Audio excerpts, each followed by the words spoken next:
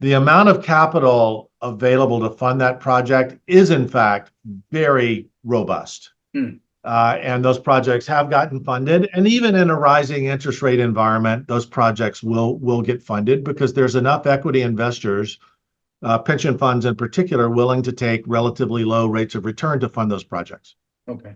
However, there's a whole different set of projects that were getting funded where rising rates and inflation and supply chain issues have made the projects fundamentally economic at those old levels. And so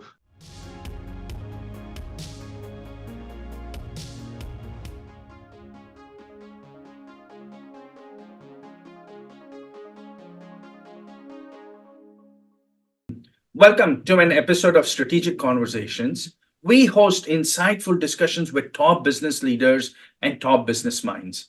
Today, we are hosting Mr. Bobby Tudor, the founder and CEO of Artemis Energy Partners. Mr. Tudor is a well-known and well-respected energy executive in the Houston region. He is also the chairman of the Houston Energy Transition Initiative.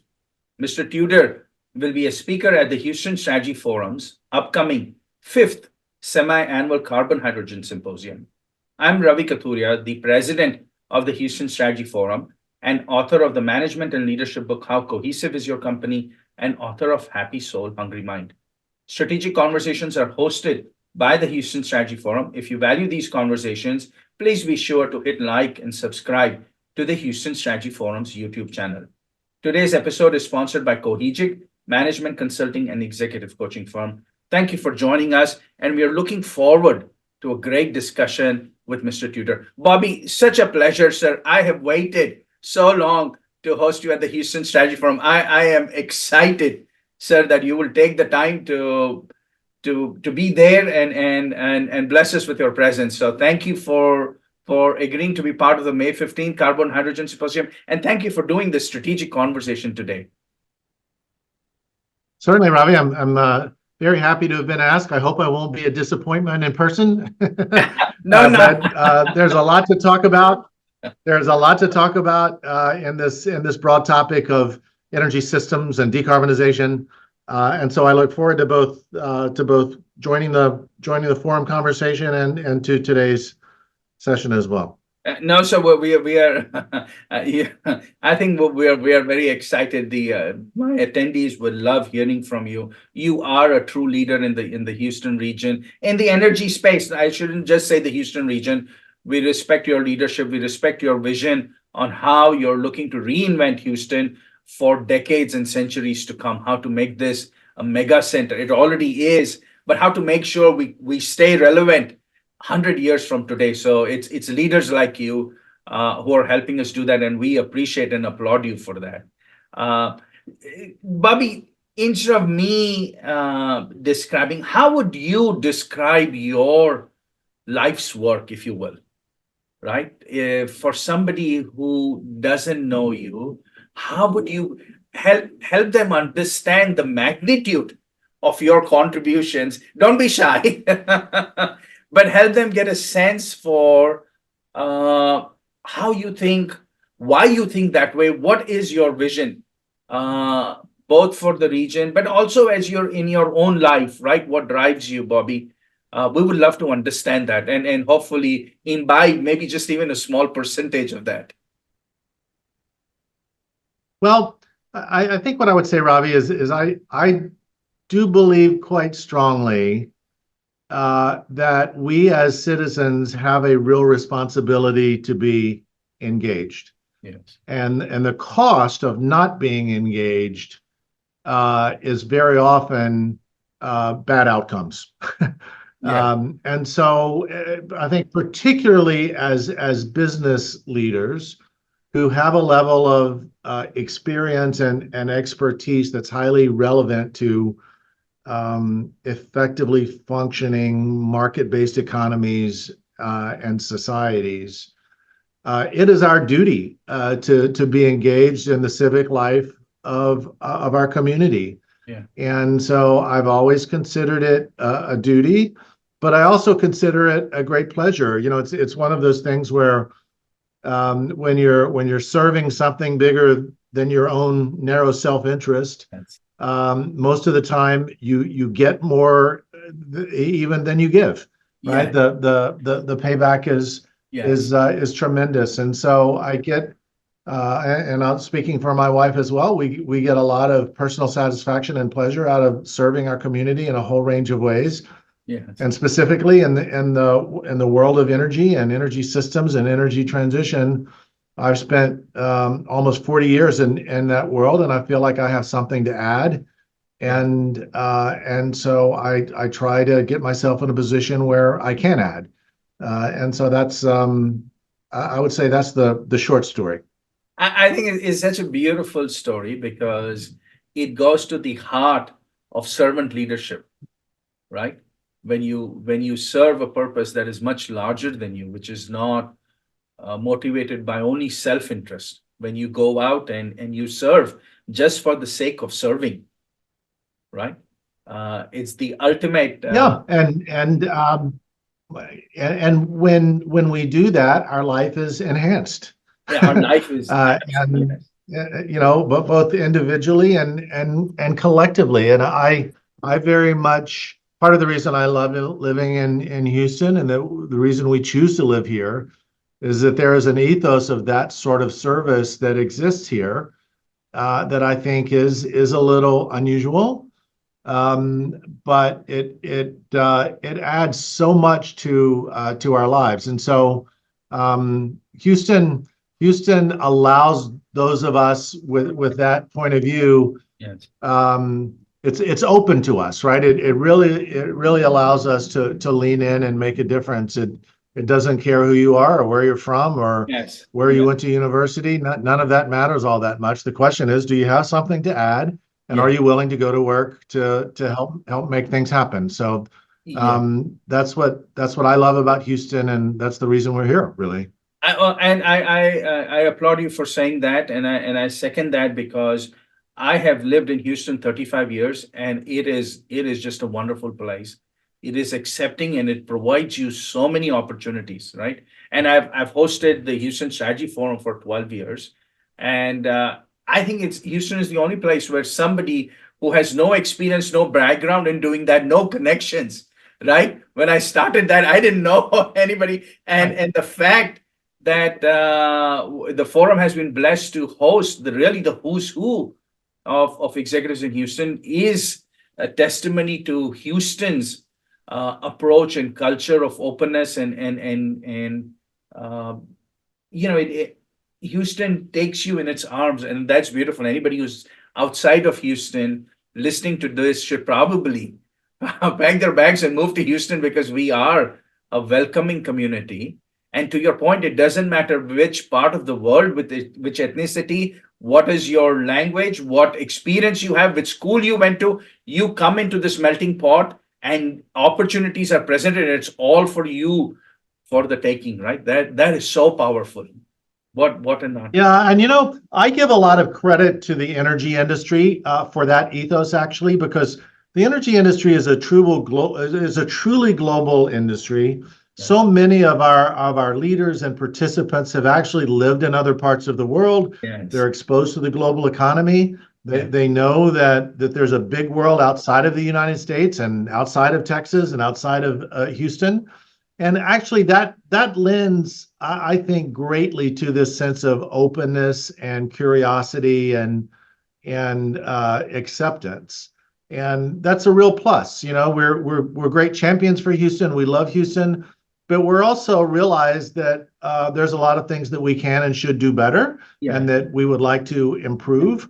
And we don't necessarily think that we have all the answers and everything perfect in Houston. And so we're constantly working to make it better, and to reinvent ourselves and provide more and more opportunity. And that's also what all this work in the energy transition, or the energy evolution, as you call it, at the Houston Strategy Forum. That's what that's about. Yes, yes. No, I appreciate that, and thank you. Yes, at the forum, we use the phrase energy evolution as opposed to energy transition because we see this in so many aspects, right? We have all these dimensions. We have of energy evolution, whether it's affordability of energy, it's reliability of energy, is the security of energy, right? You have all these dimensions of energy.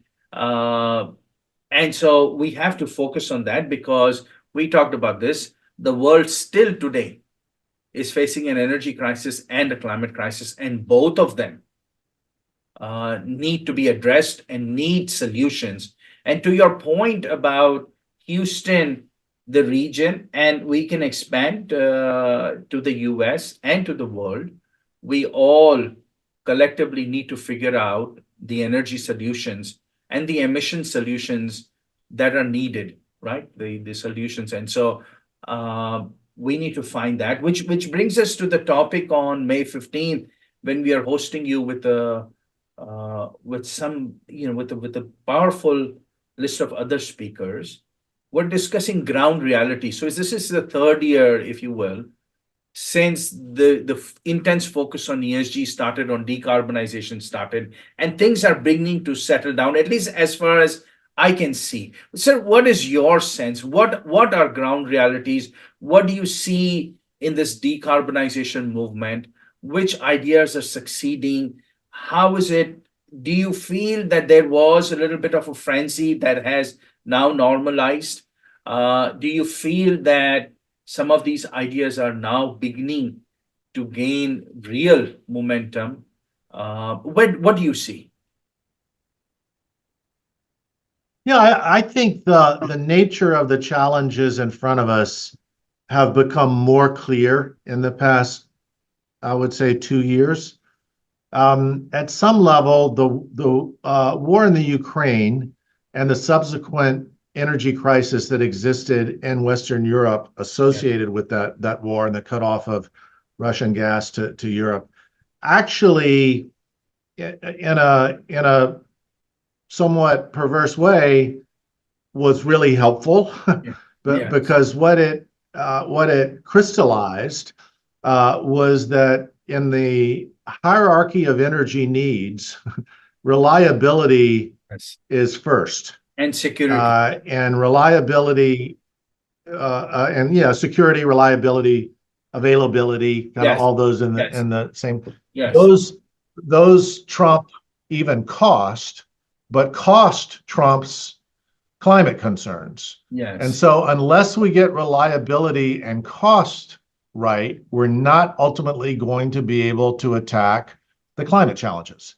And so these are highly sort of intertwined issues and challenges. And I think the world better appreciates that today than it did 2 years ago. I think the financial community better appreciates it today than they did 2 years ago. And, here in Houston, this sort of, the demonization of the oil and gas industry that we faced for a period of time has softened considerably, because people now better understand that if we're not investing in our current energy system, we're not going to be able to provide that reliable, secure, and affordable energy to the world, while simultaneously innovating and building new systems that will drive down global emissions. We have to be able to, as I say it, we have to be able to walk and chew gum at the same time. And I think there's a better understanding of that today than there was 2 years ago. Yes. So you're going to be serving on the investment deals panel. As you watch the Houston landscape, as you watch the energy landscape, even outside of the Houston region, the whole Texas, Louisiana, Oklahoma region, and the country itself, the US and the globe, where do you see money flowing? I mean, interest rates have gone up, which has been a dampening effect on new energy projects. So capital is going to be more selective in the projects that they fund, that they pursue. Do you have a sense? Do you have some insights on where money is flowing and why?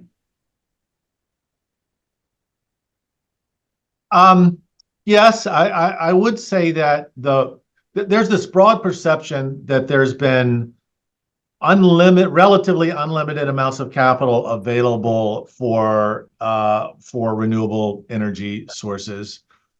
And at some level, that's true. And what I mean by that is that if you're doing an onshore wind development project in West Texas or Oklahoma or California for that matter, and you have a 15-year power purchase agreement with an investment grade counterparty, the amount of capital available to fund that project is in fact very robust. And those projects have gotten funded. And even in a rising interest rate environment, those projects will get funded because there's enough equity investors, pension funds in particular, willing to take relatively low rates of return to fund those projects. Okay. However, there's a whole different set of projects that were getting funded where rising rates and inflation and supply chain issues have made the projects fundamentally economic at those old levels. And so a lot of offshore wind, for example, would be in that bucket. And then you also have capital that is still, I would say, on the riskier end of the spectrum, looking for very heavy decarbonization opportunities like CCUS or blue hydrogen or gas to liquids, biofuels, or you name it, right? There's a whole set of those sorts of projects that are attracting capital. A lot of that capital is coming from our largest energy incumbents. Yes. And we need that capital to flow into that business so that we can start to bend the cost curve and make it more attractive over time.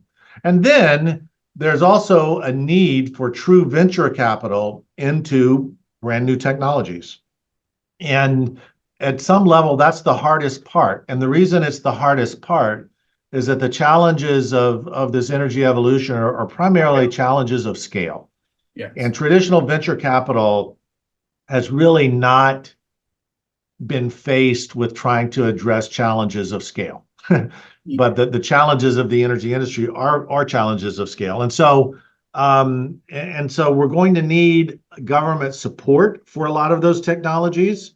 We're going to need sovereign wealth funds to invest in those technologies, and we're going to need venture capital and other forms of commercial capital invest as well. We really need all of it. The IEA says to get to the goals of Paris in 2050, we need to be spending $4 trillion a year on new energy systems every year between now and then. Yes. And right now we're spending somewhere between $1 trillion and $1.5 trillion, right? So we have a very big hole of $150 trillion or so that somehow needs to get filled. And that's only going to get filled if we can commercialize these technologies and make them have returns that are attractive enough to attract commercial capital. So the challenges in that sense are immense. Yes, no, and I appreciate that there is a word that you used several times, and I want to underscore that word, scale. So in a strategic conversations with one of the CEOs whom we are going to host on May 15th, we were talking specifically about the hydrogen ecosystem, and that can work only with scale, right? So scale is the focus. We decided, so we're going to talk a lot about that on the 15th, but we need to remind everyone who's involved in decarbonization, whoever thinks, is to think scale. Whatever we are doing now is great, but we need to expand and we need to deliver scale, and that is a big undertaking. Which also, and scale, I guess embedded in the word scale also is that it needs to be timely. We need to not deliver scale in 200 years. We have to deliver scale in 20 years, right? So there is an expediency component which is involved. So scale in 20 years, that's what we need, which means everyone from Washington, D.C. down to the counties where people sit in their, the mayoral offices and the council members, everyone has to start focusing on this. Every company from the largest integrated companies to the smallest technology companies, Everyone has to focus on scale. Sir, Mr. Tudor, I heard a really interesting, I heard an interesting line recently where someone said, "You can't scale talk." And I thought that was a good line. You can't sell to ultimately the projects have to happen, right? And there has That's to be right. steel in the ground. That's right. Those are the challenges of the transition. But it's also why I believe very strongly that Houston and our companies and our expertise and our talent has to be at the center of this, because we're the ones who know how to scale large infrastructure projects. We do it all over the world. The intellectual capital behind that sits here in Houston, Texas. And so one of the things I've seen just in the last year is that an increasing realization, both from policymakers in Washington and from Silicon Valley venture capital investors and large corporate players all over the world, they have begun to understand that we have to have the incumbent energy world in the middle of this evolution. It's not going to happen outside of the incumbent energy world, because the expertise that exists to make it happen sits in the incumbent energy world. And so that's why I feel great about our position here in Houston, to be a leader and to look up 2 and 3 and 4 decades from now and still be the energy capital of the world.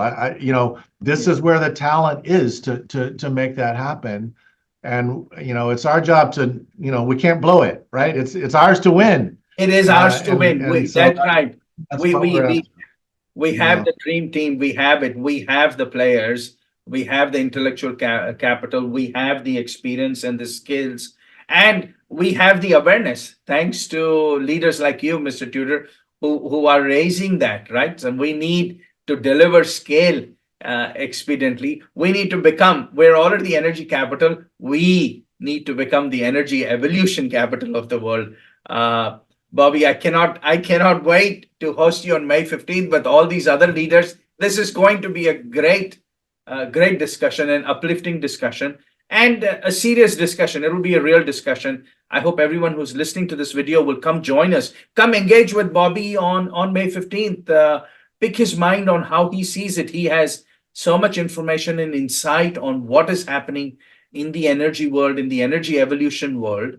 Understand it. Come learn from him so you can make money, so we can all help produce scale in this very much global need.